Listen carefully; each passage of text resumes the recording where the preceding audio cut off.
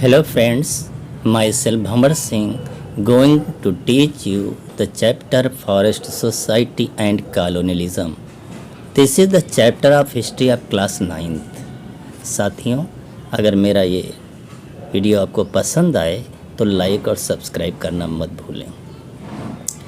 इस चैप्टर में forest society समझते हैं आप? Forest society means the people who are living in forest areas, the tribals, janjati that are known as forest society. Colonialism means the colonial rule in India. India में the British rule. So I will explain you that during the British rule, how in the forest people were suffering. How was the life of the people in forest society during the British? As you know, forest were very important. Forest हमारे लिए बहुत ही important है. Many product we get from forests. The desk, table, chair, book, honey, tea. There are so many forest products. Herbs, medicines, fuel, wood, fruits. We all get from the forests. There are Amazon forest and the forest in Western Ghats. These are very rich because these are very dense. There is a very varieties of forest plantations in Amazon forest areas and the Western Ghats of India. But as you know, when the population started to increase, human population, their deforestation started to increase. Deforestation between 1700 to 1995, 13.9 million square kilometer area that was cut down. Means 9.3% was total area, that forest area that disappeared. तो why deforestation? What is deforestation? Deforestation है क्या? The disappearance of forests is referred to as deforestation. जब पेड़ों की बड़े number पे कटाई की जाती है, cutting down of trees at a large number in an area, that is known as deforestation. और as you know, deforestation was from the ancient time. जब अरब्स हमारे यहाँ आर्यंस आए थे तब से फॉरेस्ट डिफॉरेस्टेशन स्टार्ट हो गया था, कटिंग डाउन. लेकिन during the colonial rule the deforestation was very fast. Cutting down of trees that was very fast. तो why there was so fast cutting? आप मालूम है कि there only 16% agricultural land area was that time, but during the British, during independence, it reached about 50%. So why deforestation was so fast, और especially during the British rule? आखिर British rule में इतना deforestation हुआ कैसा? Causes of deforestation. Number 1, land to be improved. Second, sleepers on the tracks. Third, plantation. And fourth, commercial forestry. So I will discuss one by one. First, land to be improved. In 16th century, 1/6 area under cultivation was. In 1600, 1/6 area, only 16% that was under cultivation. But at present it is 50%. So why it happened? Because of increased population, there was demand of food. जब population हमारी बढ़ी तो food की क्या हुआ? Demand बढ़ गई. और जब फूड बढ़ गई तो एग्रीकल्चरल एरिया का एक्सपेंशन होना था, और एग्रीकल्चरल एरिया का एक्सपेंशन के लिए there was demand to cut down the trees. This was the reason colonial period, during the British period, a large number of trees were cut down. British also increased the commercial crop. British ने क्या किया? Commercial crop start किया। Commercial crops, the crops that are produce only for business purpose to sell in the market, these are known as commercial crops. Commercial crops वो crops होती हैं कि जिनको हम ज़रूरत पड़ने पर जिनको बाज़ार में बेचा जाता है, इसीलिए पैदा किया जाता है सरप्लस कि मार्केट में हम उनको सेल कर सकें। Jute, sugar, wheat. क्या होता था, natural mixed forest were unproductive for the British. देखिए, जो नेचुरल मिक्स्ड फॉरेस्ट होते थे, नेचुरल फॉरेस्ट होते हैं उसमें मिक्स्ड वैरायटीज़ ऑफ ट्रीज होती हैं, ये ब्रिटिश लोगों के लिए अनप्रोडक्टिव थे क्योंकि इससे उनको टैक्स नहीं मिलता था। For British no tax collection was there, in forest area से उनको टैक्स नहीं मिलता था, और this was the reason to collect the tax to increase their revenue the British encourage the deforestation, cut down of trees in India. Between 1880 to 1920 cultivated area 6.7 million hectare हो गया। अब आप सोचिए कि कितनी लार्ज स्केल में trees were cut down only for expansion of agricultural area, because जब agricultural area होती थी they collected the taxes from the cultivated area, but when there is no cultivated area they had no taxes to increase their income, their production, because food grain was also exported to England. They increased the cultivated area. Second reason, sleepers on the tracks. In 19th century forest in England disappeared. 19th century में क्या हुआ, England में forest ख़त्म होने लगे, oak tree से बनता है, कम हो गए, इसलिए in 1920 teak timber in large quantity exported to England from India. Result क्या हुआ, एक टीम इंडिया आई, उसने सर्च किया और टीक ट्रीज हमारे यहाँ जो थे दे वर वेरी यूजफुल, तो a large number of teak trees that were cut down and these were exported to England for ship building. And 1850 the railway was introduced in England, so there was more demand of teak logs. 1850 में क्या हुआ कि England में railway introduce की कर गई, तो sleeper जो रेलवे ट्रैक के नीचे बिछाए जाते हैं उनकी डिमांड बहुत बढ़ गई, तो हमारे यहाँ से टीक ट्रीज कट करके और वो कहाँ इंग्लैंड जाने लगे।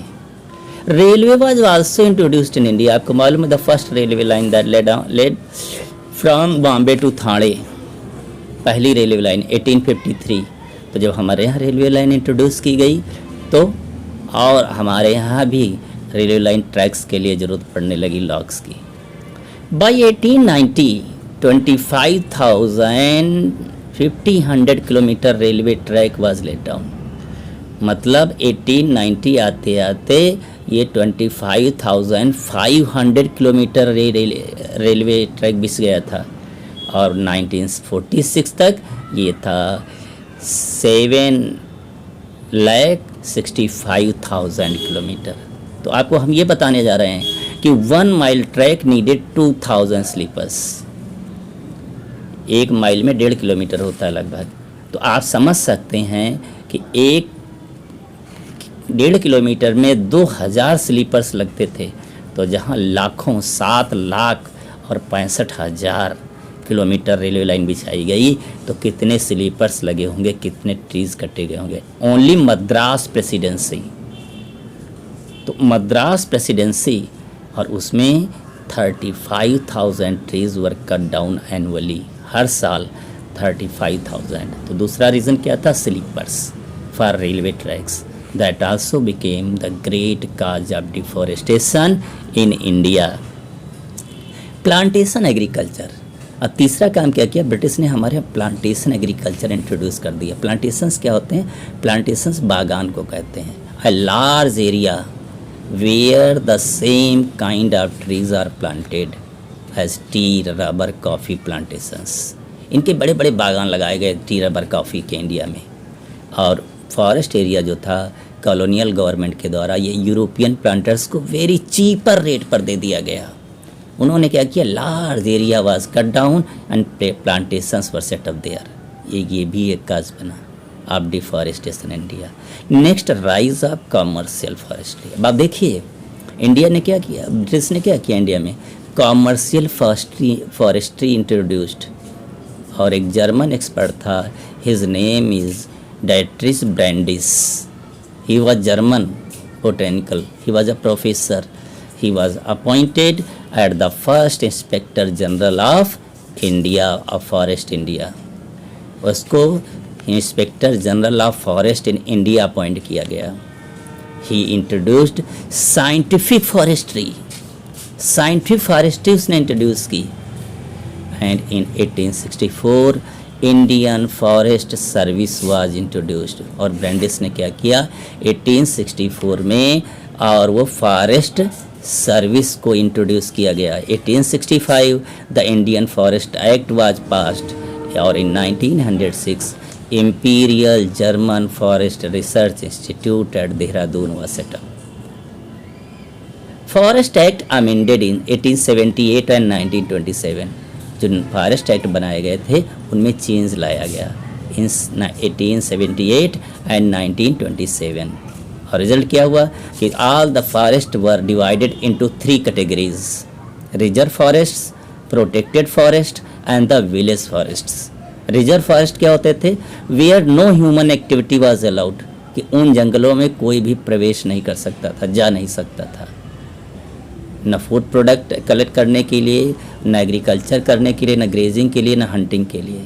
Human activity was total banned. Second type और protected forest. Protected forest were those forest where human activities were allowed with some permission, ये प्रोटेक्टेड फॉरेस्ट्स थे। और विलेज फॉरेस्ट वो जो होते थे विलेज एरियाज़ के आसपास होते थे, और जो विलेज वालों को दे दिए गए कि चलो तुम्हें जो है इन फॉरेस्ट इन जो फॉरेस्ट्स हैं प्रोटेक्ट करना है और अपने हिसाब से यूज़ करना है। तो there were 3 type of forests. अब आप सोचिए लाइफ ऑफ पीपल अफेक्टेड, जो फॉरेस्ट एरिया में रहते थे उन लोगों का लाइफ कैसे अफेक्ट हुआ। Life whose line depended on forest product, the tribals their life depended on the forest products. और forest act meant severe hardship for the tribal people. अब उनका जीवन जो था बड़ा कष्टकारी हो गया। And they were not able, they were not permitted to use the fuel, to collect the fuel, to collect the forest product, to grazing and hunting. All were totally banned. और the sufferer were the most were the women. सबसे ज़्यादा औरतें सफ़र होती थी, because to collect the fuel, for grazing, for collecting the grasses, उनको जाना पड़ता था। और they were exploited by the forest guards and the policemen. Policeman या फॉरेस्ट गार्ड जब उनको पकड़ते तो कहते थे शाम का खाना आप क्या खाएंगे। तो they were suffering a lot. तो because of these forest acts, the tribal people they started to suffer a lot. How forest rules affected cultivation. अब इसका कल्टीवेशन पर क्या असर पड़ा आप देखिए। Traditional agriculture that was banned, shifting cultivation जिसको हम स्लैश एंड बर्न कहते हैं, ये traditional agriculture of forest area थी, ये बैन कर दी गई। और it is given different name in different countries as ladang in South East Asia, milpa in Central America, chitemene tavy in Africa और chena in Sri Lanka. In India it was named as the jhum agriculture. हमारे यहाँ ये जो shifting cultivation थी इसको झूम cultivation कहते थे। तो ये shifting cultivation was banned. Shifting cultivation क्या थी, small land forest area that was cleared and the grass trees were cut down, the grasses were burnt, इसीलिए इसको स्लैश एंड बर्न कहते थे। और 2-3 years the cultivation was done, or when fertility lost they left the place and next place was cleared.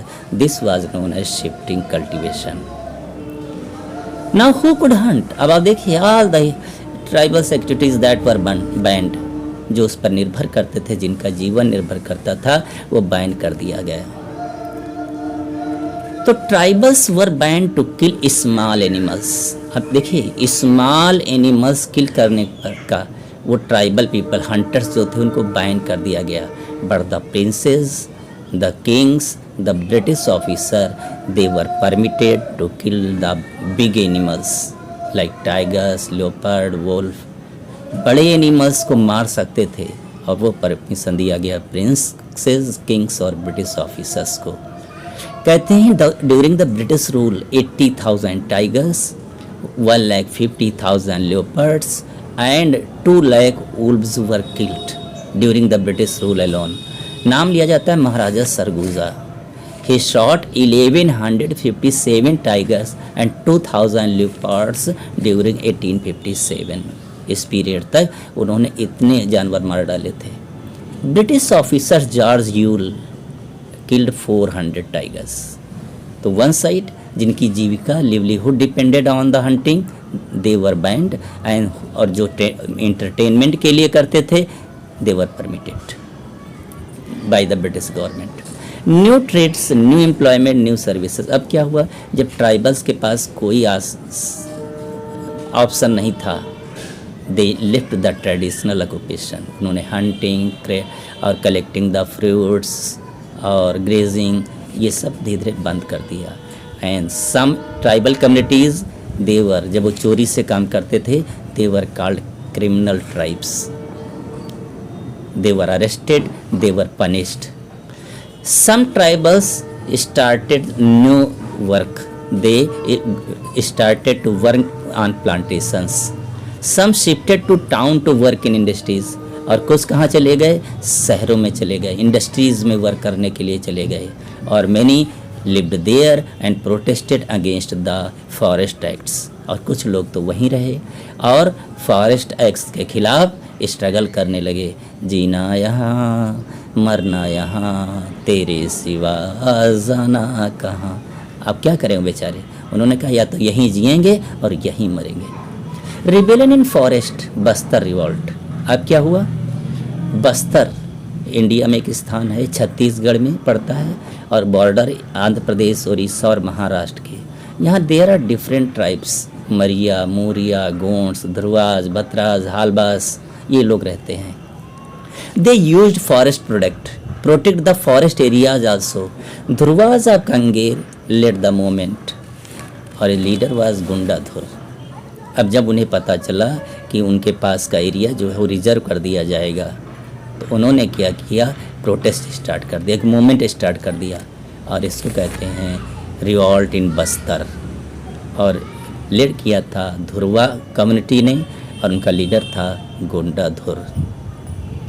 जब ये start हुआ था इन 1910, तो विलियम वार्ड एक ब्रिटिश ऑफिसर था, वो जगदलपुर था जहाँ रिवॉल्ट हुआ था। उसने अपनी आँखों से देखा था कि in 1910 mango boughs, lumps of earth, chillies that were circulated. Mango bough का मतलब ये था ये फॉरेस्ट हमारे हैं।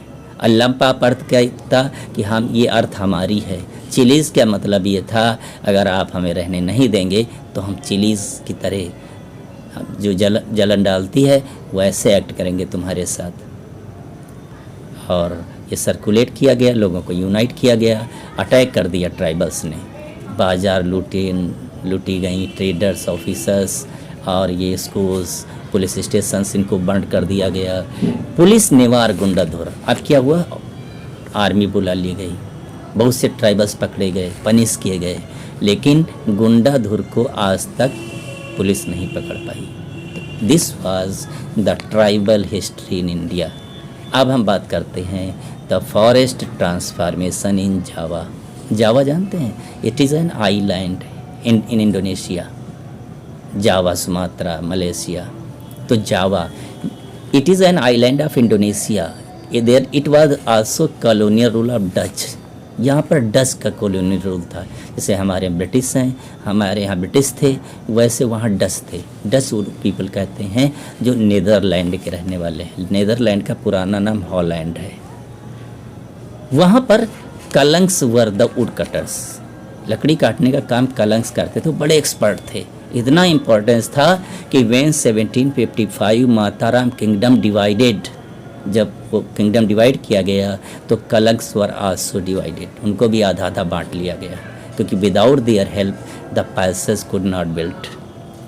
Dutch started scientific forestry 19th century. 19th century में वहाँ डच पहुँचे, उन्होंने साइंटिफिक फॉरेस्ट्री स्टार्ट कर दी और 1882 के लगभग 280,000 स्लीपर्स एक्सपोर्टेड फ्रॉम जावा। जैसे इंडिया से स्लीपर जाते थे इंग्लैंड को, वैसे जावा से टीक स्लीपर्स और वो शिप बिल्डिंग और रेलवे के लिए वो हॉलैंड जाने लगे।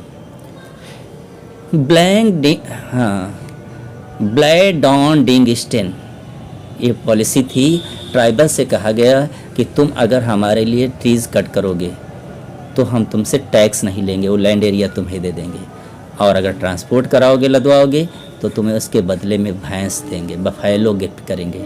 This system was known as blandongdiensten. In 1890 Samin started revolt. Samin वहाँ की क्या कहते हैं, एक ट्राइबल कम्युनिटी थी, उसने रिवॉल्ट स्टार्ट कर दिया अगेंस्ट द ब्रिटिश रूल। उनका मानना था कि ये फॉरेस्ट, ये लैंड हमारी है, गवर्नमेंट की नहीं है, क्यों बैन कर रही है।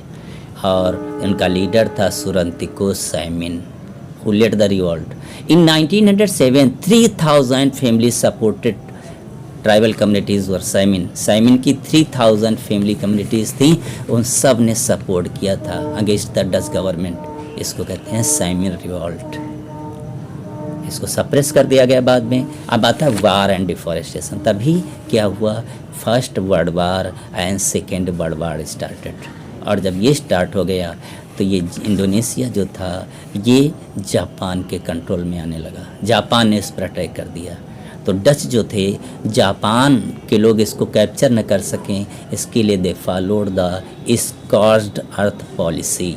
स्कॉर्च्ड अर्थ पॉलिसी, इसमें क्या हुआ था कि जो वो क्या थे, heaps of dry logs that were burnt और शामिल वर डिस्ट्रॉयड। जो आरा मशीन होती हैं उनको डिस्ट्रॉय कर दिया गया। लकड़ी के जो बड़े बड़े लट्ठे लगे थे उनको जला दिया गया, जिससे वो जापानीज़ के हाथों में न पहुंच सकें, जो शिप वगैरह बनवा ले। और largest forest area was cut down during the this time. और एक लार्ज एरिया वो कट डाली गई कि जिससे एनिमीज़ आर्मी जो हैं छिप न सकें। इसके बाद बात आती है कि these colonies that became independent. ये कॉलोनीज़ क्या हुई, इंडिपेंडेंट बन गई। और जब इंडिपेंडेंट बन गई तो new government in Asia and Africa they brought a big change. काफ़ी कुछ चेंज किया उन्होंने फॉरेस्ट एक्ट्स में। But tribals are suffering today also. Tribal आज भी सफ़र कर रहे हैं। ये अलग बात है, जितना वो ब्रिटिश रूल में, कॉलोनियल रूल में सफ़र करते थे उतना नहीं है, लेकिन आज भी they are suffering a lot. तो this is the story of the forest society in India and in Java. साथियों, अगर ये वीडियो आपको पसंद आता हो तो प्लीज़ लाइक एंड सब्सक्राइब करना ना भूलें। और नए वीडियो में मैं मिलता हूँ एक न्यू चैप्टर के साथ। तब तक के लिए thank you, have a nice day.